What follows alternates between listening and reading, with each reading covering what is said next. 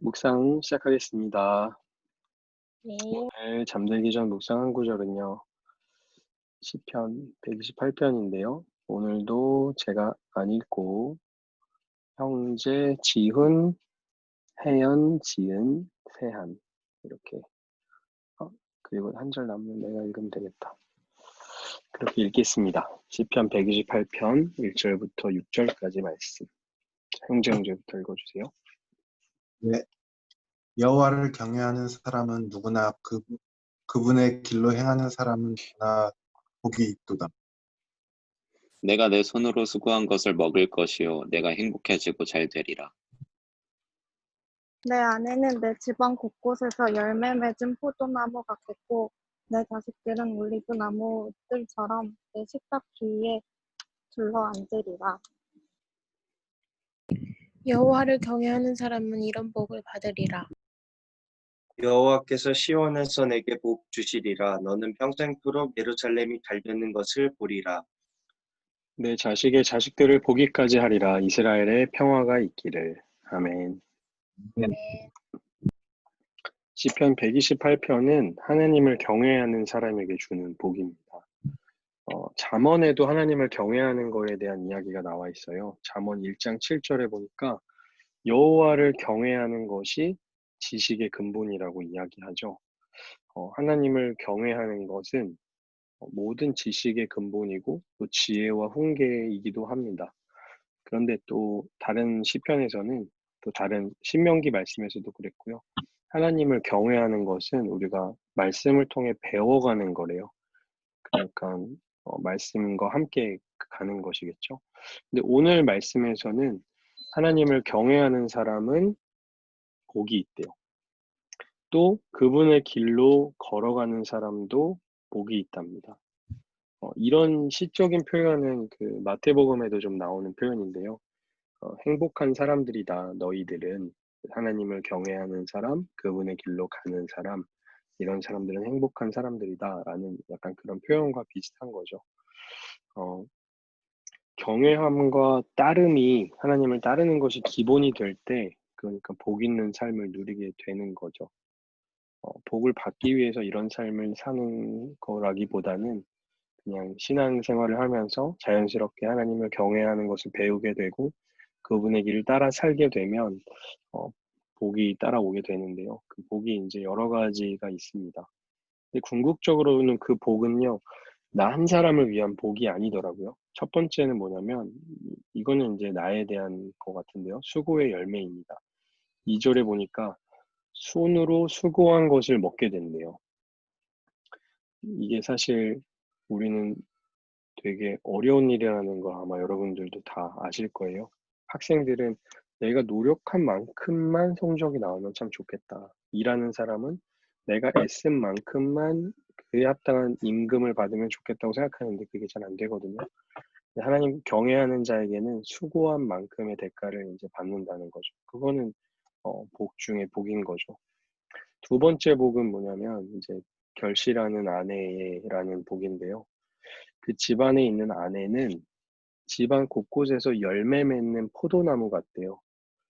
성경은 그 여자 또 혹은 아내를 비유할 때 꽃으로 비유하지 않습니다. 그러니까 꽃처럼 화려하게 예뻤다가 시드는 꽃이 아니고 열매를 맺는, 시간이 지날수록 결실을 맺는 그런 것이 아내다. 그것이 진짜 복 있는 가정이다라고 이야기를 하는 거죠. 아내의 복은 꽃과 같은 아름다움이 아닌 겁니다. 성품의 열매이기도 할 거고요. 관계의 열매이기도 할 거고요. 여러 가지 열매들이 있겠죠. 세 번째로 뿌리 내리는 자녀들인데요. 자녀들은 올리브 나무들처럼 식탁 주위에 둘러앉는데요. 근데 이 올리브 나무가 그 뭡니까? 별로 병충해도 없고 500년, 1000년 막 이렇게 사는 나무라고 그래요. 근데 그 이유가 뭐냐면 뿌리를 깊이 내린답니다. 뿌리를 내리는 기간 동안은 나무가 잘 자라지 않는데요. 그래서 사람들이 볼 때, 아, 이건 잘 안 자라는 나무인가 보다라고 생각을 하는데, 실제로는 뿌리를 내리고 있는 거죠. 그 뿌리를 깊이 내리고 나서, 이제 오래 자라는 나무. 너의 자녀들은 지금은 좀 눈에 보이는 것 같지 않지만 오랫동안 뿌리 내리고 오랫동안 영향을 미치는 자녀들이 될 거다라는 복을 받는다는 겁니다. 그리고 네 번째는 이제 공동체의 번영이에요. 공동체의 번영인데요. 4절과 5절에 보면 여호와를 경외하는 사람은 이런 복을 받는데 시온에서 내게 복을 주시리라.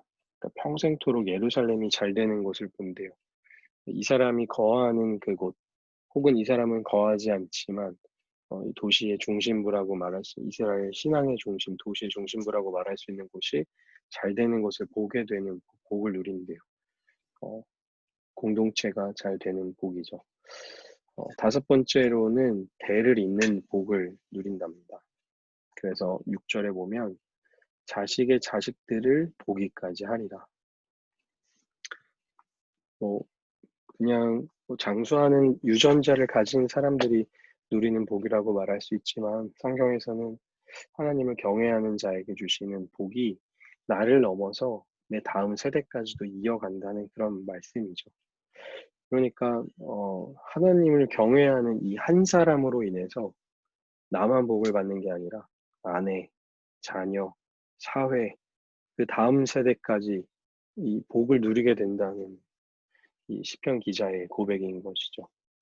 오늘 말씀을 다시 돌아보면 하나님을 경외하는 것과 하나님의 행하신 것을 따라가는 것, 그것이 신앙의 기초가 되어 아주 튼튼한 기초가 될 때 복을 받는데 그 복은 다 다른 이들을 위한 복이다. 사실은 첫 번째는 나는 수고한 열매를 맺는 정도의 복을 받지만 내 아내가 결실하는 복을 받고 내 자녀가 깊이 뿌리를 내리며 자기가 자랄 그 터를 마련하는 복을 받고 그 공동체가 번영하게 되는 것을 나는 그냥 보게 되는 거죠. 그런 복을 받고 이 복이 나의 다음 세대까지 이어지는 복을 누리게 된다. 이것이 하나님을 경외하고 하나님을 따라가는 자들에게 주시는 복이라는 겁니다.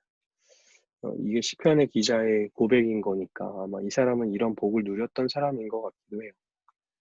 우리에게 던지는 질문은 나는 하나님을 경외하며 따르는가 아니면 그냥 하나님으로부터 어떤 위로만 바라고 있는가 라는 질문을 우리에게 좀 던지면 좋겠습니다. 요즘에 많이 위로와 또 힘이 필요한 때고 하나님이 우리를 공감하시는 분인 건 알지만 그 정도에 머무는 하나님이 아니었으면 좋겠고 진짜 그분을 섬기고 그분이 말씀하시는 길로 따라가기에 애쓰는 그런 우리가 되었으면 좋겠네요. 그래서 하나님을 경외함과 따름, 우리 신앙하는 사람들의 가장 기초가 되고 우리의 기초가 되기를 간절히 소망합니다. 네, 감사합니다. 그러면 감사합니다. 네, 기도하고 마치겠습니다. 하나님 감사합니다. 우리가 하나님을 믿게 된 것도 기적인데 하나님을 믿는 삶 가운데에서 하나님을 경외하고 하나님을 따라가는 것을 또 잊지 않는 우리들 되게 하여 주시옵소서.